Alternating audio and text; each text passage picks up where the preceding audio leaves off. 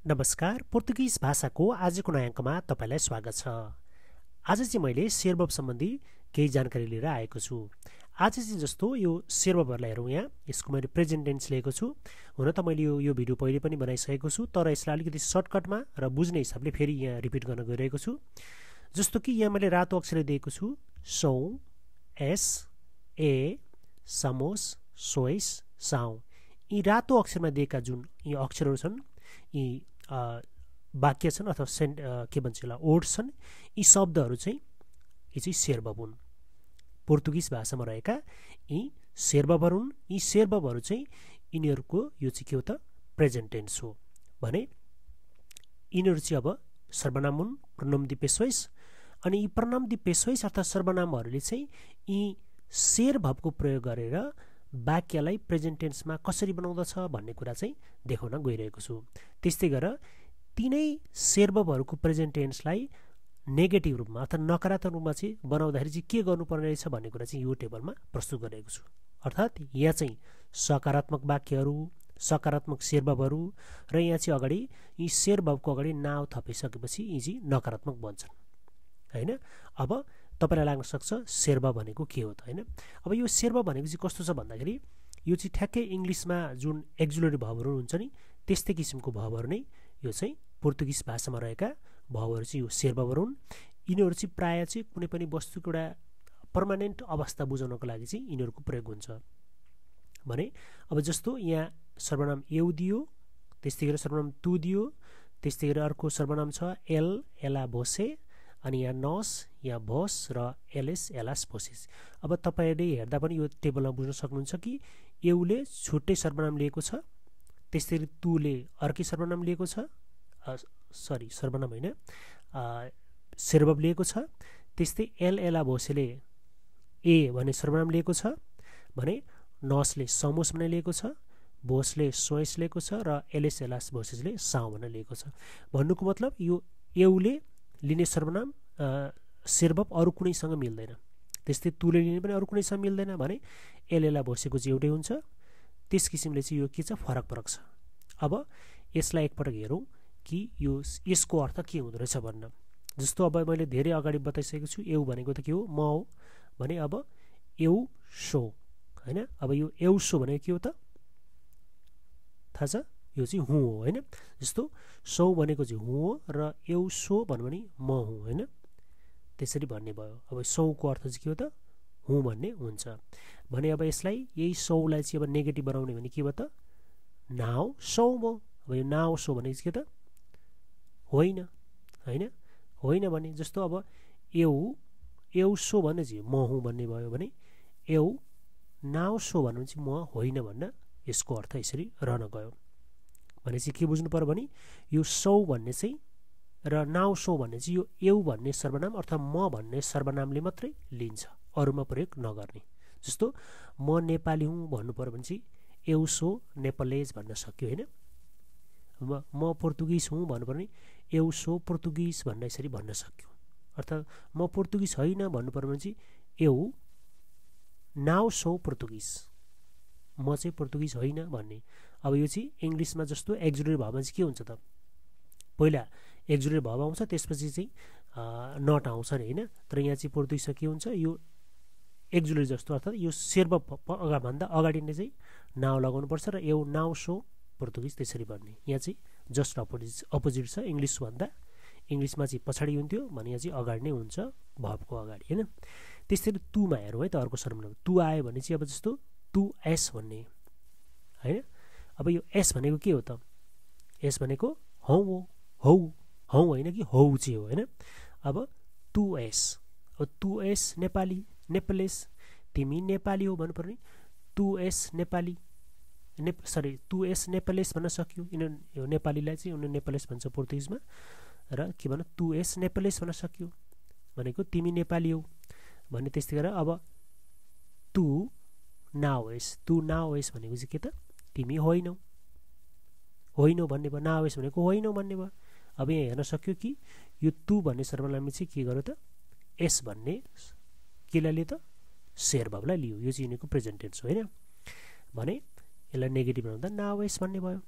अब त्यस्तै हेरौँ एल एला र भोसे। अब यो एल भनेको ऊ पुरुष, एला भनेको महिला बहिनी स्त्री बहिनी र भोसेस भनेको पुरुष पनि हुन सक्ने भयो र महिला पनि हुन सक्ने भयो हैन। यो चाहिँ तपाईँ भन्ने भयो हैन। यसले चाहिँ के हो ए भन्ने सर्वनाम लिन्छ। यस्तो खुट्टा माथि टाउकोमा यस्तो तानिएको छ, यो चाहिँ यसको यसलाई चाहिँ ए भन्छ भने अब यो भने के त सर्वनाम यसको मिनिङ चाहिँ हो। जस्तो एला ए नेपालेस, ऊ नेपाली हो। अब त्यस्तै एला ए सरी यो एल ए नेपालेस, ऊ नेपाली हो। त्यसै गरी एला ए नेपालेस, उनी नेपाली हुन्। अनि भोसे ए नेपालेस, तपाईँ नेपाली हो। त्यस्तै गरेर एल ए नाउ ए नेपालेस अर्थात् एल नाउ ए पोर्तुगिज भनौँ भने चाहिँ ऊ नेपाली होइन भनेर त्यसरी नेगेटिभ लाउनदाखेरि चाहिँ के भयो त यो चाहिँ नाउ ए भने चाहिँ होइन भन्ने बुझ्यो।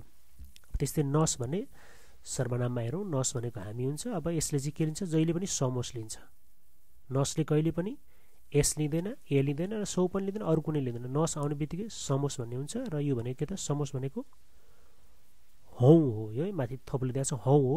अब यो भनेको नस समोस नेपालेस, हामी नेपाली हौँ भन्नु पर्ने। नस नेपालेस मात्रै नभन्ने, के भन्छ नस समोस नेपालेस भन्ने। बरु के भन्न सकिन्छ भने समोस नेपालेस भन्न सकिन्छ। समोस भन्ने बित्तिकै यो नस भन्ने अटोमेटिक आउँछ क्या। त्यो चाहिँ कहिलेकाहीँ के लेखिन्छ समोस नेपालेस मात्रै भन्छ होइन। अर्थात् त्यस्तो भन्नु भने चाहिँ के त यो नस लेखिराख्नु परेन। त्यस्तै सौ नेपालेस भनौँ भने म चाहिँ नेपाली हुँ। सौ भन्ने कसले एउ भन्नेले लिन्छ, त्यसैले सौ भन्ने बित्तिकै एउ भन्ने अटोमेटिक आएको हुन्छ। त्यसैले कहिलेकाहीँ एउ सो नभनिकन सौ ए नेपालेस भनेको हुनसक्छ होइन।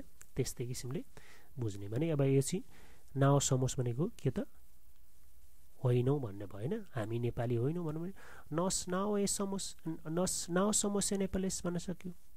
त्यस्तै भोस भनेको चाहिँ के त यो तुको अपोजिट हो। तु भनेको एकजना मात्रै हुन्छ भने नस भनेको चाहिँ धेरैजना भयो। सरी भोस भनेको धेरैजना हो, तिमीहरू भयो होइन। अब भोस सोइस भयो। अब यो सोइस भने के त हौ भयो हौ। भोस सोइस नेपालेस, तिमीहरू नेपाली हौ भन्न सक्यो भने। अब तिमीहरू होइनौ भन्दा चाहिँ के भयो त यो नाउ सोइस अर्थात् भोस नाउ सोइस नेपालेस अर्थात् भोस नाउ सोइस पोर्तुगिज त्यसो भन्न सक्यो। त्यस्तै गरेर एल एलएस र भोसेसले चाहिँ के ल साउ भन्ने यो सेर्भब लिन्छ। अब यसमा के भयो एलएस साउ नेपालेस, त्यस्तै गरी एलएस साउ नेपालेस। अब यो एलएस भनेको धेरैजना पुरुषहरू भयो, एलास भनेको धेरैजना महिलाहरू भए र भोसेस भनेको तपाईँहरू हुनुभयो जो महिला पुरुष दुइटै भयो होइन। यिनीहरू चाहिँ के साउ भन्ने सर्वनाम सेर्भब लिन्छ र त्यो भनेको चाहिँ के हो त हुन् भयो।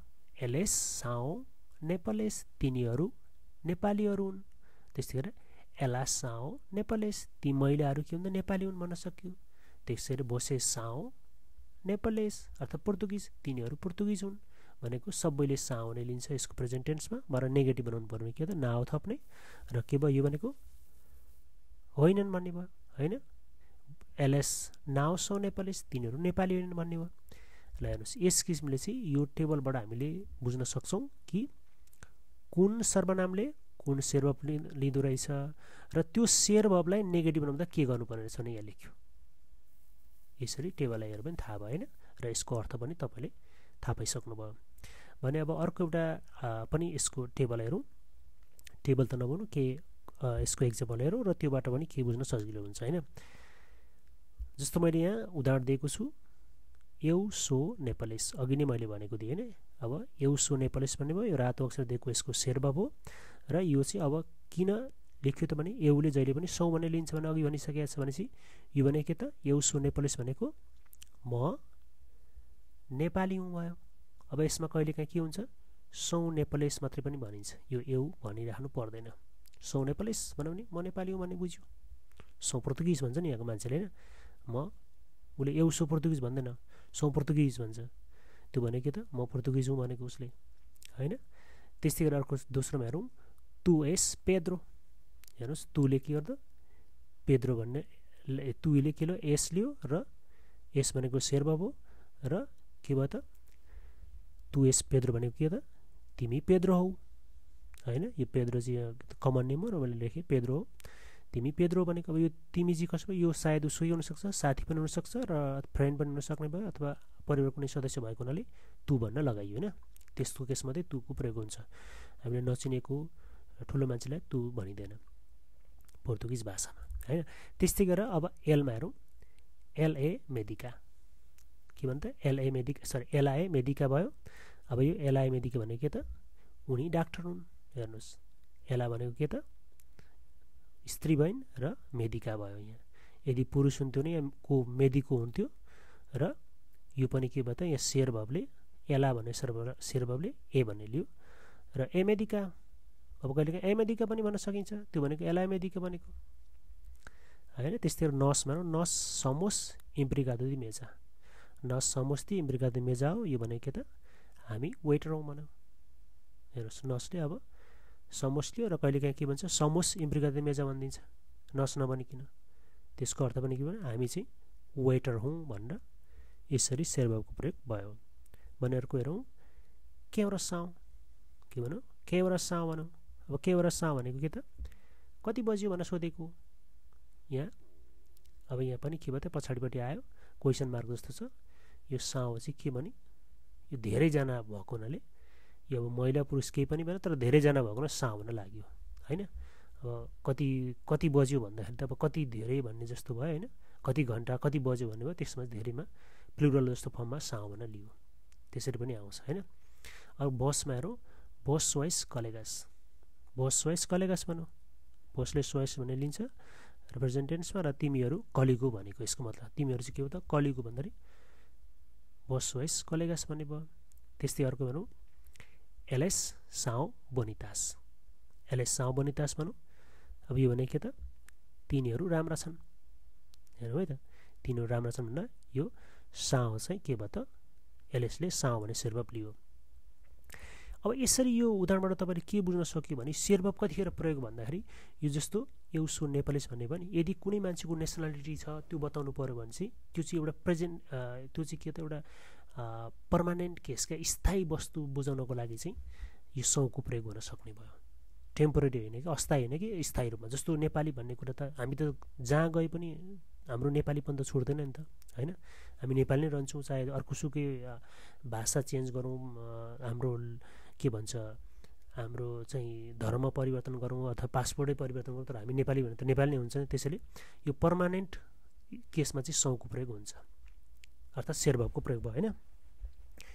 अनि त्यस्तै गरेर तु एस पेद्रो जस्तो नाम पनि यो पेद्रो भनेको नाम भयो। अब नाम जस्तो चिज पनि त अपरिवर्तनशील हुन्छ, त्यस्तो केसमा पनि शेर भवको प्रयोग भयो होइन। त्यस्तै गरेर अर्को मेडिका भनेको चाहिँ के त यो चाहिँ डाक्टर हो। अब कसैको पेसा बताउनु पऱ्यो भने चाहिँ यो चाहिँ टिचर हो, यो चाहिँ प्रोफेसर हो, यो चाहिँ अथवा डक्टर हो, यो चाहिँ इन्जिनियर हो भन्ने बताउनु पऱ्यो भने अथवा ऊ हो कोही हो भन्नु पर्ने पनि त्यतिखेर त्यस्तो केसमा पनि शेर भवको स्थायी जस्तो केसमा चाहिँ यसको के भयो त प्रयोग भयो।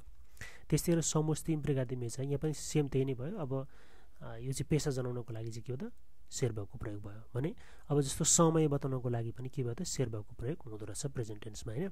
त्यस्तै गरी यसको कोही साथीहरू आफ्नो कलिग फ्रेन्डहरू छ भने त्यस्तो बताउनको लागि पनि शेर भवको प्रयोग हुने भयो भने अब जस्तो यहाँ बोनितास भयो नि भनेको कोही राम्रा छन् त्यो मान्छेको चाहिँ एउटा शारीरिक अवस्थाहरू बुझाउने। जस्तो कुनै मान्छे अग्लो छ, होचो छ, पुड्को छ होइन, गोरो छ, त्यस्तो खालको केसमा पनि शेर भवको प्रयोग हुँदो रहेछ।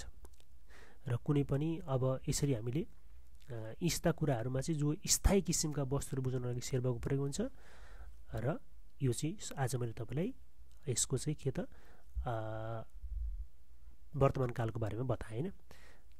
त्यसैले अब आशा छ आजको कक्षाबाट तपाईँले शेर भव भनेको के हो अनि यो कस्तो अवस्थामा प्रयोग हुँदो रहेछ र शेर भवले चाहिँ अब कुन सर्वनामले कुन शेर भव लिँदो रहेछ प्रेजेन्ट टेन्समा अनि त्यसलाई नेगेटिभ बनाउँदा कसरी प्रयोग गर्ने रहेछ, शेर भवको अगाडि लगाउने कि पछाडि लगाउने नेगेटिभ शब्द नआओ होइन भन्ने कुराहरू सिक्यौँ। यदि तपाईँलाई अझै यो चाहिँ भाषाको यो कक्षा चाहिँ बुझ्न गाह्रो भयो भने मेरो अघिल्लो पहिला मैले बनाएको भिडियो छ सायद 1 वर्ष अगाडि त्यो भिडियोमा पनि गएर तपाईँले शेर भव सम्बन्धी अझै डिटेलमा हेर्न सक्नुहुनेछ। आजलाई यति नै, हवस् त, धन्यवाद।